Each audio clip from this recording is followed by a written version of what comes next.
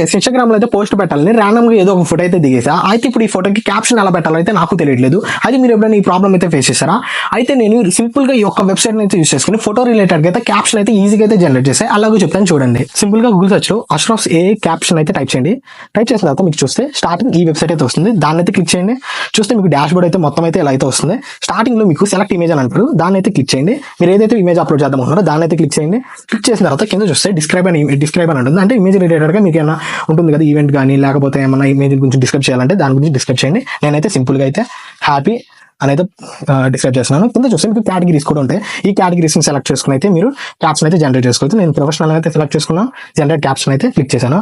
చూస్తే మీకు కింద అయితే మనకి ఇమేజ్ రిలేటెడ్ గా మనకైతే క్యాప్షన్ అయితే జనరేట్ చేసింది. సింపుల్ గా దీన్ని అయితే కాపీ చేసుకుని మన ఇన్స్టాగ్రామ్ లో అయితే పేస్ట్ చేసుకుని పోస్ట్ చేసుకోవచ్చు మన ఇమేజ్ ని. అంతే గైస్, సింపుల్ గా అయితే మీ ఫోటోకి అయితే క్యాప్షన్ ఈజీగా అయితే జనరేట్ చేసుకోవచ్చు ఈ వెబ్సైట్ యూజ్ చేసుకుని. వీడియో అనిపించిందో కింద అయితే కామెంట్ అయితే చేయండి.